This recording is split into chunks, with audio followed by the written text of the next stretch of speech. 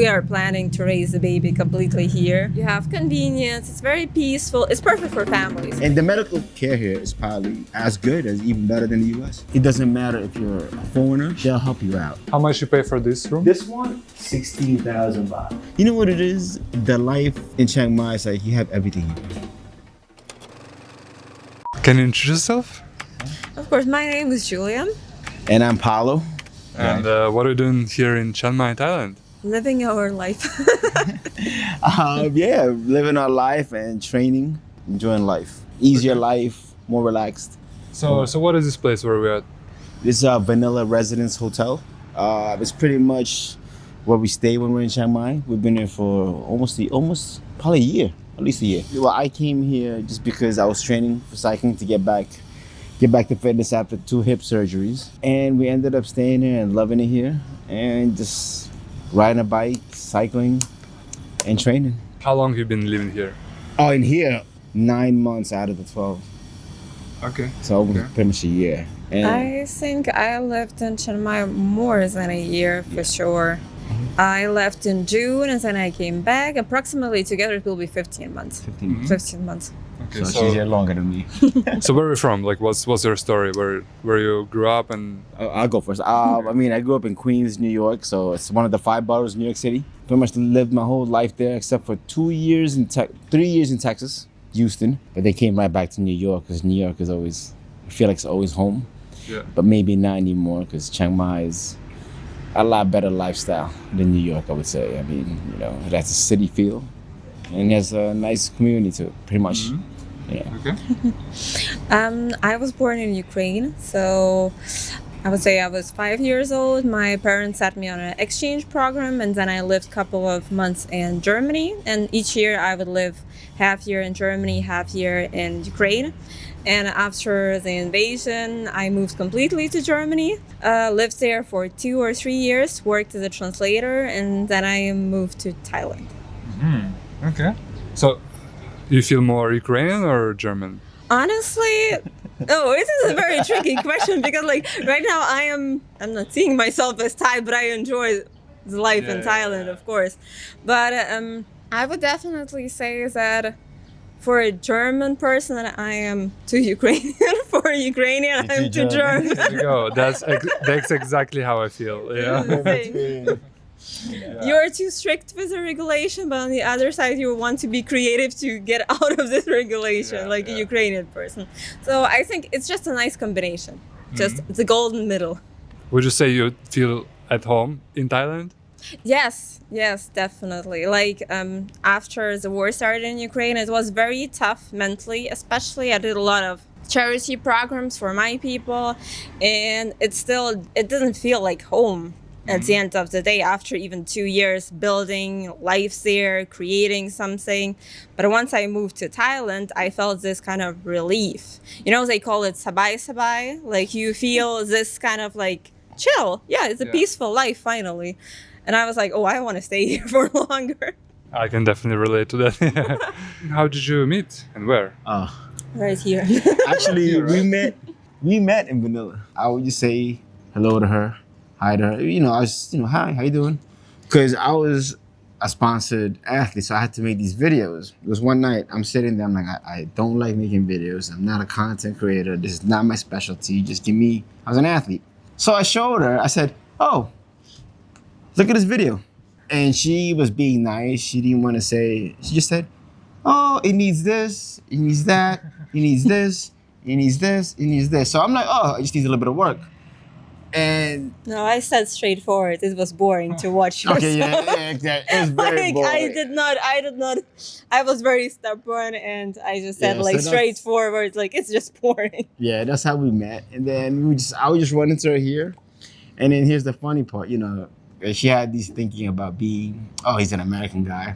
Because we were walking one day. Remember one night I said, where you going today? And I said, one day we'll grab a bite to eat. She was like, yeah, right. He's just an American guy just saying, we got a bite to eat. He was just saying always in my culture, when we say hello, we usually then wait and chat for a little bit at least. Yeah. And he was constantly saying what's up? How are you doing? And I am saying something and he continues walking and I'm like, He is rude. He is But I just wasn't. rude. It just thinking, yeah, okay, how you doing? It's American thing. It's Yeah, like, hey. how you doing? It's not. It's like always saying hello, and and then we went out one night, Yeah. and we just hit it off and got to know her, and then we just here we are now, expecting having a family. So it's been a good. One dinner after another dinner, it went into third dinner, fourth, and so on. Will you be staying here with the baby as well or no? No. The first month when we come back, because we plan on coming back, she's gonna give birth in France, and then we'll probably come back here August, and we're probably gonna stay the first month here. But the owner is fixing up one of the lofts in the front, so we're probably gonna be there. We're gonna be staying in the Santa Tana because we're familiar with it. We have our own the Paulo and Julia network of where to eat, where to go. Yeah. It's already been established, so it's So what about the prices? How much you spend in Chiang Mai? okay. Oh, you know the spendings. I don't do budgeting. Okay, yeah, I'm the budgeted person. Just an example. In vanilla, we pay it could range from 13,000 and at the highest 17,000 bottom ones. 17. 17, so 13 to 17,000 because the high season or the peak season is 17. Like the peak season is right now. For like for a room for two of you. Yeah, for two of us. It's a basic about 50. How big is the room? It's pretty big. It's like a studio. It's a studio with, I would say, 50 square Yeah, 50 square meters, probably a little bit 50 bigger. square meters. It's a big room. It's a one big studio. It has your bathroom, hot water, everything. Would you give me a quick house tour? Oh, we cannot do the loft house tour. Right? Oh, we can't get the loft house. It's not made. No, it's not made yet. So I mean, where you stay now? Oh, what's it? Is it clean? no, How bad is it? it is pretty bad. I was worrying. All right, so this is the hotel, right? Yeah. Wow, that's a big like a mural on the side of the building. So there are like two blocks, right? Yep. This is our side right here. Okay. And here you can see this is the map, right? Where you can cycle. These are the rental bikes, and this is where everybody puts their bike for now. And then if you come in here, they got the routes here for you, the scannable routes. So in case you're new, you could go do the main route. This is the most famous Chiang Mai Samong loop you have to do. Yeah. Yep. So most people who stay here, they are cyclists, right? Yes, and that's the owner's car. And Kind of that's stand out. this is the bike wash where Nice. So it's really caters to cyclists. Yeah.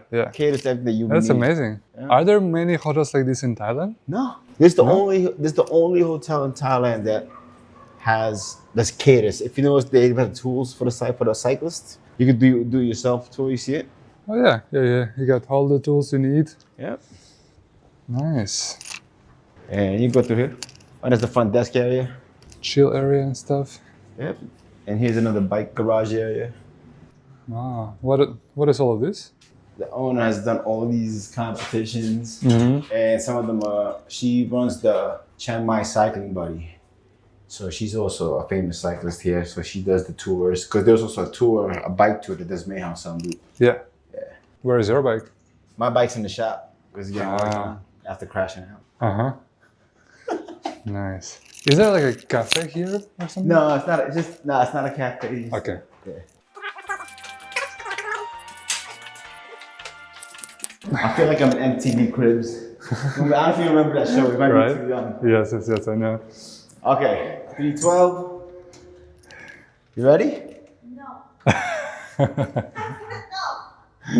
Just make the bed, and this is the $1 million room, we call it. You has your basic bathroom. Provides, the hot water, everything. All the your stuff basic in Thai. I call it the Thai bathroom. Okay. They give you a kettle, a microwave, a fridge, and they give you a supply of water if you need water. Supply. And she wanted a toaster, so we bought a toaster. She loves. So this is your kitchen, basically. Yeah, It's enough. kitchen, yeah. And this is where all the cycling stuff is up there. It's a little bit of a mess because I just got injured, but Yeah. it's your basic room. Uh-huh. And this is where we call it where we dry all our stuff, because you can hang dry, but there's a laundry facility here.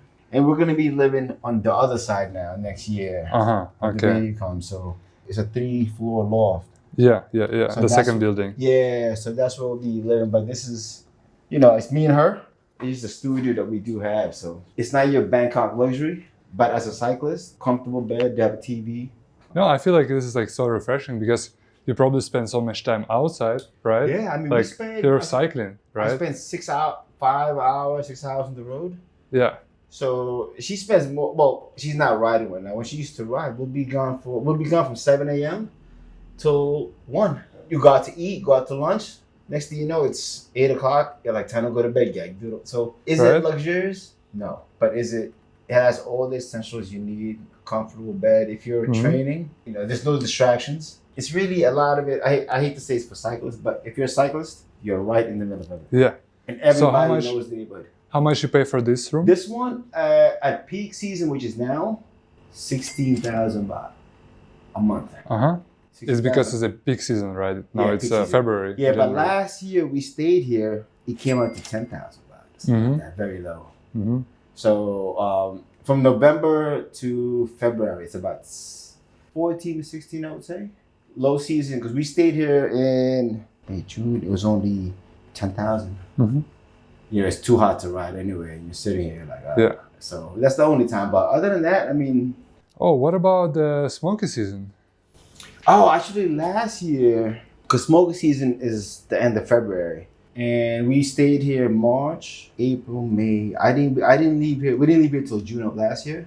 But last year, I think they banned burning, so there was no burning last year. There was less burning, right? Yeah, there's less burning. I mean, some days you'll get like pollution of like 3.1. You'll see some people riding with a mask.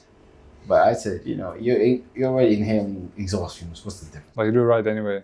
Yeah, we ride. Last year we were riding March, April. You were still riding the heat. Yeah, May. We started riding in May, June. Yeah, we still rode. Okay. I mean, it was 35. It was 35 degrees by 1 o'clock. 12 o'clock, so it was hot. When I go up May Rim, or like further up north, you'll smell it. Anything north of May Rim, you smell burning. But after May Rim, you need snap. There was no burning. And I would say the budget that we say, for both of us per day, it could range from 500 baht a day to 1,000 baht, well, 1,200 baht. For 2 people. Yeah, that's depending. Let's say, for example, like we'll go out to eat. There's one day where we'll go get breakfast. It'll be 300 baht for both of us. And lunch will be like another 200 baht, depending. And then dinner will be another 400. So it could be 800 baht.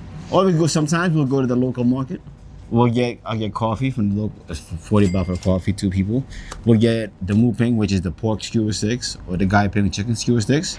We get 3 of those, that's 60 baht. And the piece of bread, that's 100 baht for both of us. So it could range. I always tell people that's the big misconception, that you can live on 500 bucks a month. Yes, you can. But would you have all the basic stuff? Yeah, you get basic stuff. You eat local Thai food, all this stuff, because I'll get pat krapao, it's like 40 baht somewhere.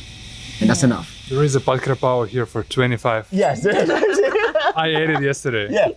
It's not bad. It's pretty good. So it could range. If you eat a Niman, Of course, you're definitely gonna go at least 80 baht for pat krapao. Yeah. But you go 5 minutes to Santitam, it's 30 baht. So it really all depends. But I would say on an average day, we could go, I would say, from 500 to 1,000 at most. But if you want to go eat really good, let's say, and that's going to like Nusa, the sushi place, or like Food for Thought, that'd be 1,000 baht for one meal. So it all depends. And that's because you're westernized food. But if you eat local Thai food, you could definitely stay on the low end. So what we do, we mix it up. We'll mix it up. Like some days we'll go to the market, buy the fruits of the market, buy everything there. Or some days we'll go to Rimping, buy the cut fruit, sit there, go back. And so it all depends. So we'll go eat at the mall, at the food court at the mall, which is really good. So it all depends. So I would say it could be as high as living on 38,000 baht a month, which is roughly 1,200. Okay. Yeah. For a person or for both of us? For both of you. Yeah, for both of us. Or at the lowest, 30,000 baht. It can all depends. It really all depends because we like to eat good sometimes. Yeah. We like to eat good sometimes. So food is the biggest expense, basically. I would say food is the biggest expense. Okay. Food is the biggest expense. Food and coffee, because I drink a lot of coffee. It's how well you want to eat. Since I don't drink, we don't really have those expenses because I know that's when it racks up. Is the Yeah. drinking, the beers, going out, your basic living necessities. I think that's more than enough. I would say, right? Yeah, if you are an athlete, you have to eat proper food, you know. And if Yeah. you cycle for 4 or 5 hours and you burn like 2,000 calories, She manages and all plus that. like your base metabolism, like you need to get her like 4,000 calories a lot. She'll manage that because I come home after like a 4-hour ride. The omelet, a little All bit of the food rice, ready. and she'll go to the market sometimes and get the pork sticks. I always say don't have the expectation that you can live on. I know you see a lot on social media. I live on 300 baht a day. It's possible, but are you missing out or you think it's good? Yeah, you are. Yeah. So I think the balance to be safe, 1,000 baht for 2 people, I think is more than enough, and that's without alcohol and all those other vices that you might have. Okay. And also another expense we have is bike parts and parts, anything Bike cycling parts. related. The budget goes up, so it goes up. Yeah. It goes exponentially. But other than that, it's What about healthcare? Do you have insurance or something like that? Actually, speaking of healthcare, on Monday I had a massive crash, as you can see here. Yeah. Here, and my whole side is bruised. Oh. And that's I was on Canal Road. We were going 45K, and I hit those little cat eyes. And I was getting a water bottle. My front wheel hit it, so I took my front wheel and I hit the floor on Canal Road at 45K. So I had massive bruising and everything. And I had to get a CT scan because my helmet. I hit my head. My helmet cracked. It was only 7,000 baht for the CT scan and to get checked out. 7,000 baht. And consultation. And the consultation. And Yeah. for the ultrasound, she knows the price of the ultrasound. Yeah, so for example, I am pregnant right now and I go to the clinic. We made an ultrasound. It's approximately, I would say, 1,000 baht Per each time we went. per each time we go. Plus, I do here braces. It's also maybe 5,000 Yeah. every time I go, or 6,000 depending if I need to do something. Yeah. So But overall, it's not that expensive. It's pretty good too. that So you don't feel you need insurance, right? Because I would not you say can no. pay for the stuff. yeah. I mean, when I first came here last year, I was using Freely. Was it Freely? I forgot that I had to have Freely insurance. I never used it, but I read the terms. You pay for it, and then they'll reimburse you. Oh, that's the one that I've used. But then here, if you think about it, like for example, 7,000 baht stuff, like 250, the CT scan. If I go in the US, my copay is $100 already, and most insurance only pay 75%. So yes, you will save money with insurance, but it's not gonna break you unless, of course, you had hip surgeries. That's the difference. But if your basic Yeah. necessities and the medical care here is probably as good as even better than the US. This is my experience. I think it's easy to maintain a healthy diet here. That's why you don't really need like anything, so crucial. Maybe you are doing some, I don't know, cosmetic stuff, or for example, I tried Chinese medicine to do acupuncture, because I love such stuff. It's just interesting.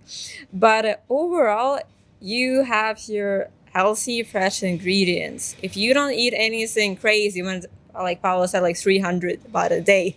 If you don't do anything like this, you try to understand, okay, this is a stand where I trust the person who cooks the meal, then you will be fine. Like especially And also, the food is generally very healthy in Thailand. Yeah. So I think most of the healthcare expenses comes from scooter accidents. yes. Or let's say you're drinking, you end up stumbling, you crack your head.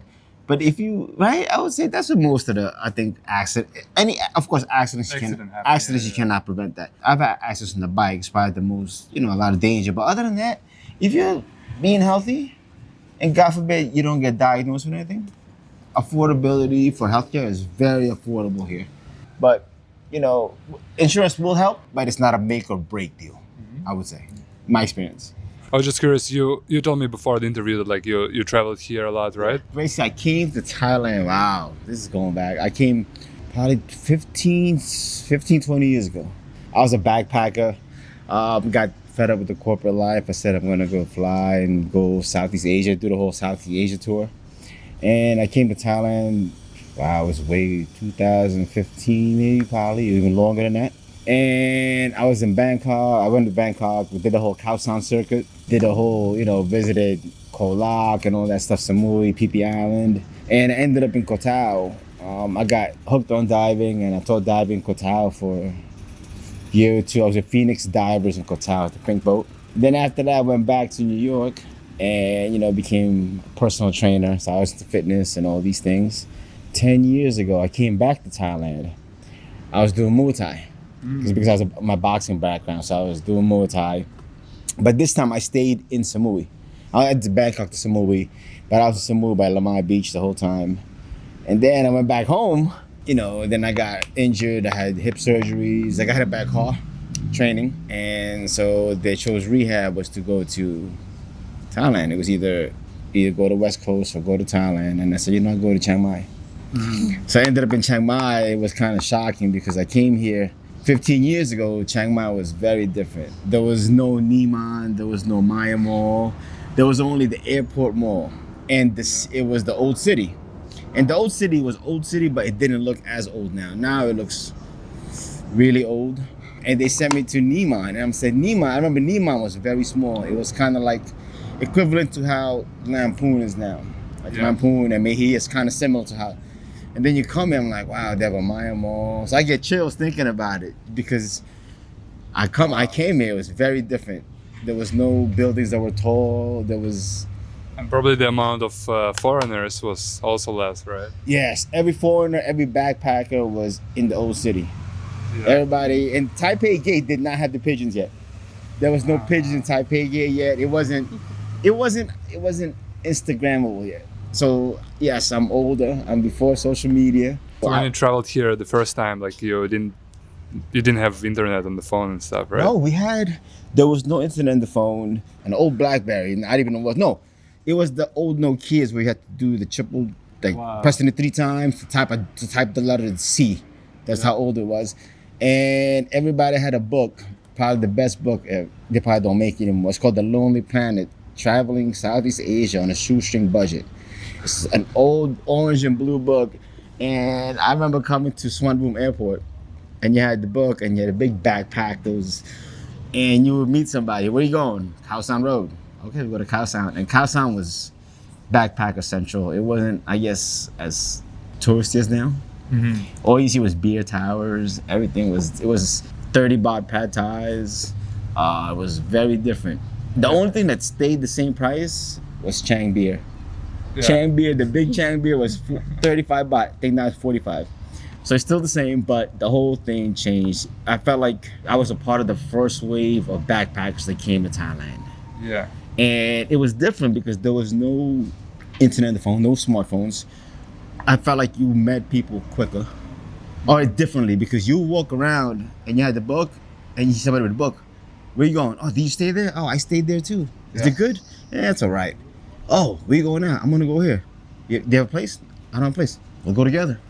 So you made friends very easily. And then if let's say you go to Samui the next week, you'll be at an internet cafe and they'll be like, hey, what are you doing here? And you're like, who's this? I don't even know you. So you're like, hey, weren't you at Koh Lak last? Yeah, that's me. Oh. And so you end up running to, because everybody did the same circuit. And then you end up going to the same places and you're like, wow, it's a very different vibe. It was more like everything was internet cafe and everything was Skype. Skype was still around then. There was no FaceTime and Grab. There was no Grab. No Grab. There was no Grab. So you would sit there and flag somebody down. And the funny story, I was in Bangkok, coming out of New York where everything was very organized and I needed to get a taxi and somebody said, it was the first generation of motor taxis. They wore the orange vest. I think they still do. Yeah. And the guy's like, I'll take you. And so I'm a Suvarnabhumi and I'm like, and I thought it was a tuk-tuk. It was a scooter. So I'm on the scooter, I got my big backpack and I got my small camera bag and he said, get on. I'm like, what do you mean, hold on? He's like, just, here it is. I jump in the back of the scooter. I'm holding on to the guy. I got my big backpack. We're weaving in and out in Bangkok. Through the buses. He's moving the scooter. I feel the backpack swaying. And I'm like, oh man, this is my first time in Thailand. I'm like, I'm not gonna make it here. You And know, then at least something didn't change. yeah, and they still have the motor taxis. Of course, yeah. And like people get like grab bike from the airport with a suitcase. Yeah. Like you put the suitcase yeah. here, you know. Or So a like back. bike, another Yeah. bike on a scooter. Yeah, so that was probably my first experience. I'm like, okay, this is gonna be fun, and it's so funny. Your first thing when you land somewhere, what's your first goal is to find an internet cafe to tell your parents, oh, I'm here now, Yeah. and that was the only thing you could do. There was no tracking. It was like, oh, where you going? I don't know. I found this coconut place that you can stay in. It was only 30 baht a night, 40 baht. And my goal back then was we had to play a game. Okay, how much your goal was to live on $20, including housing. So you would stay. I stayed at a place no hot water, but you know I was young. It didn't matter. You were eating street food all day. It was a crazy time, and I mean I can't do that. I mean I can't do that now as much but it was an experience, and it's just nice to see the change from when you were younger to now as an adult, like a responsible adult, you know, and you're like, wow, I did that. You used to jump on the back of the pickup truck to go somewhere, and you didn't even know you paid. I got $5 here, $5 go, and you're like, no, but you know, it's a very carefree, you know, very carefree. But it was still the same thing, still the same environment. Nothing's changed. I think you change, but everything's the same in Thailand, a little bit, which is cool. Like her experience now is different. It's different. Yeah, It is see, different I tell because her about it. She's like, first time I came to Thailand, like it was like first time I came and it was Chiang Mai. It was not Bangkok. It was not Phuket. Like everybody goes to the beach. I was straight in Chiang Mai, and when I landed, okay, at the beginning I thought this is the middle of the nowhere, like, because I was also spoiled because I grew up in a big city. I grew up in a capital of Ukraine. Like everything is moving fast. Then I moved to Germany. Also, like you have the infrastructure everywhere. Once I started to digging into the system, I saw, okay, we have Grab. Like I don't need even to go anywhere. I have Grab, I have taxi, I have nature here. Like everything is so convenient. I'm like, okay, this is good. yeah, she had the lucky part of having Grab. And it's funny when I came back, funny story when I came back here, right? Even 10 years ago when I came back, there was no Grab still. I would sit here and I would walk to get food. And then I would see like somebody told me, you don't order Grab. I said, what's that? It was a total foreign concept to me. And it's so funny. I just say Grab. I'm like, you could order food? What? Well, it's a very cool concept though, because I feel like it's always a thing where in Thailand you start walking everywhere, then you start taking a cab somewhere or a motorbike. Next thing you know, you just order food through Grab. You know, It's very convenient. I feel like Thailand, you know, become more and more convenient, but then you miss out on some experiences that, you know, like when you don't have Grab or don't have like all these communication things like apps, you know, you will talk to people and stuff. But I feel like now, because there are so many tourists in Thailand, when people travel somewhere, they try to avoid tourists, you know. Well, as you said before, it was like a community thing. It's a community thing. And you know, not to say tourists changed Thailand, but there were spots that we went to that I'm like, that's a tourist spot now? Like Khao San Road, biggest example. Yeah. I went to Khao San Road, I'm like, why does it look like this? Why are there families in Khao San Road? There's like kids walking. When you went to Khao San Road 20 years ago, it was a bunch of, I hate to say it, like young backpackers drunk. But we didn't cause trouble. You were just drinking the whole day. And now you see little kids running around. Like a very big change, and it became, I guess, a tourist spot. But it was never a tourist spot.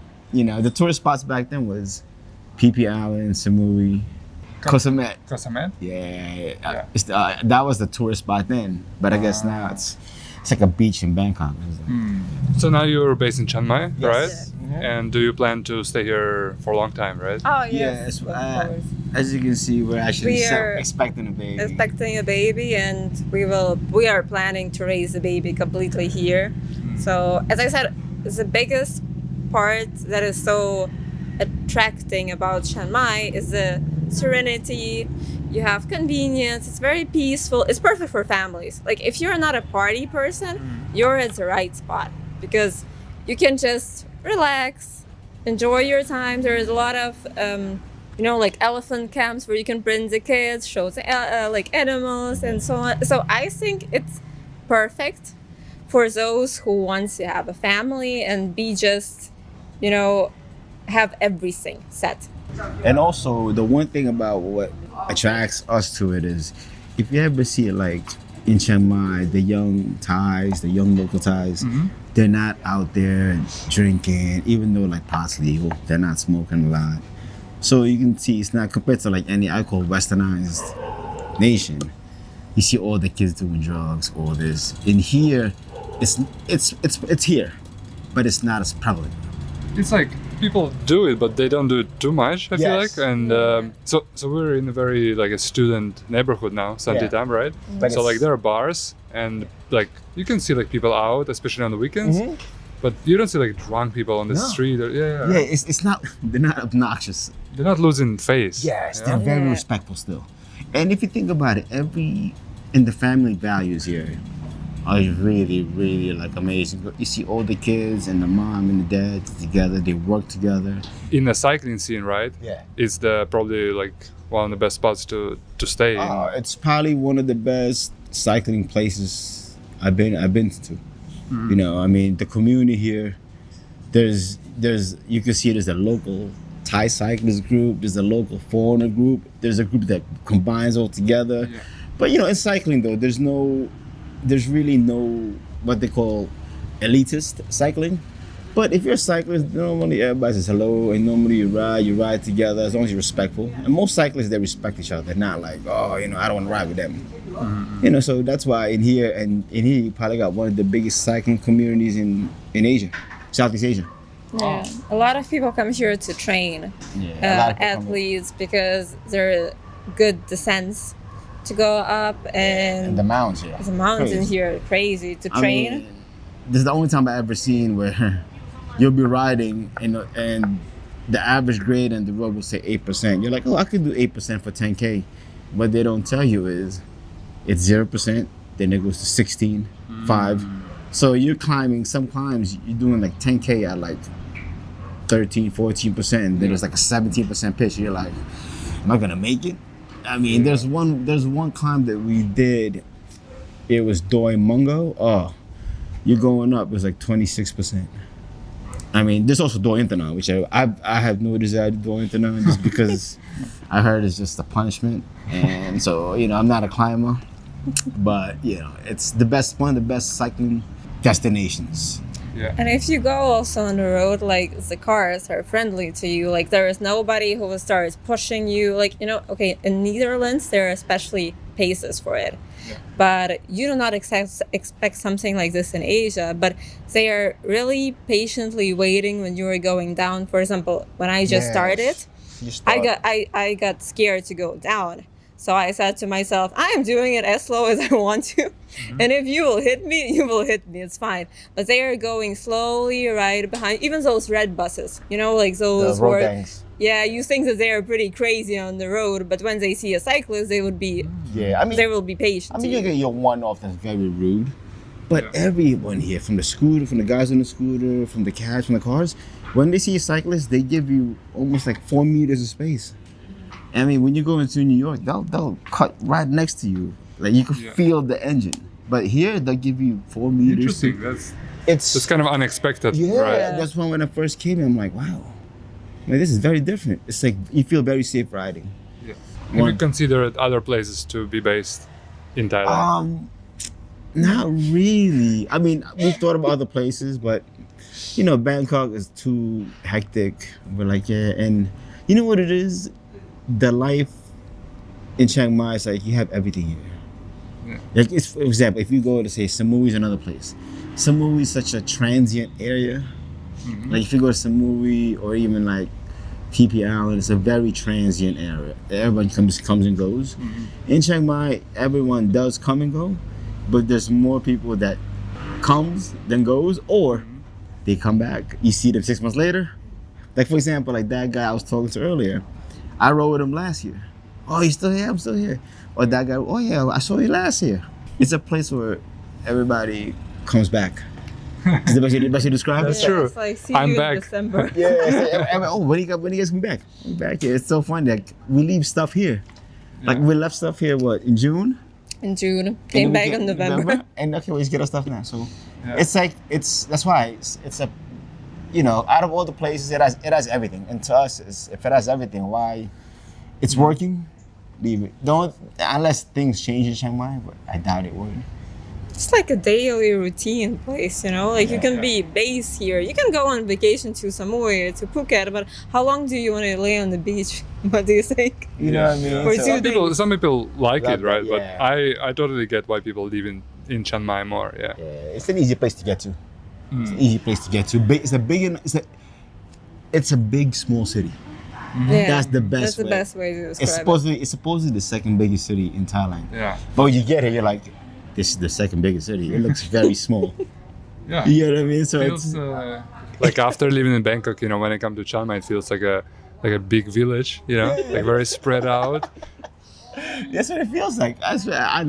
We love it because it's like, you know, I mean, I grew up in a big city. She grew up in a big city, and coming here, it's like you don't need. It has all your big city amenities. We say, right? Yes.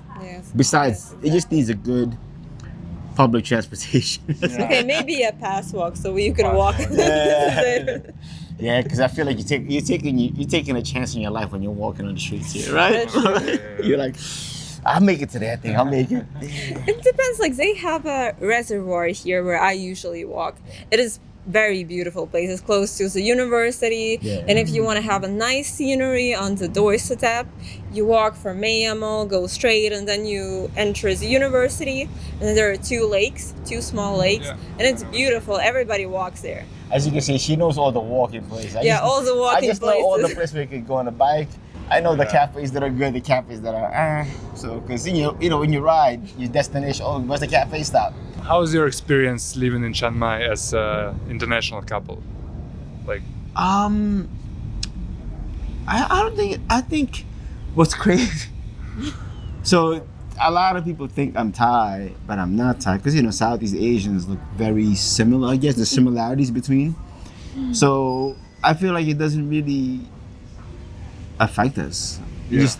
Or sometimes they look at it. Oh, she's with a Thai guy, but then somebody goes, Yeah. "Oh, no, he's not Thai." Because after a while, they know me here. Oh, he's the guy that's Thai, looks Thai, but not Thai. do you feel like you live like in an expat bubble? Like, do you have Thai friends or something? Not really. I mean, I hate to say it, I mean, not to bring back cycling, but with cycling, I got to meet a lot of local Thai people, and you also meet foreigner cyclists. You also got cyclists that are from China, from different parts, from London, UK. There's another couple that I ride with. He's from the UK. She's German. So you really, with cycling, I met the locals, and there's the foreigners and the local group. You know, like I'm friends with a lot of local Thai cyclists Yeah. because I ride with them. They would know me, and you know, and then I'll be friends with some guy from the UK that rides his bike, and sometimes we'll all hang out at Toffee Roasters, and we'll go, or we'll go somewhere. You see the cafe, like, how you doing? How you been? Good. So I feel like we're on a cyclist bubble. Before Paolo, like I used to work for a company that was half Thai, half German. So that's why I had mostly colleagues Thai. They were Thai, or I had only one colleague, she was Singaporean, but I was integrated into the Thai community and I really enjoyed it even more than hanging out with expats. Yeah. If it does make sense, because you can then literally take something from them, from their culture, their habits, and then you can see, okay, maybe I should switch my habits. So you have this, you know, interconnection between your culture and their culture. So you can also have a good mix. How's your Thai? สวัสดีค่ะ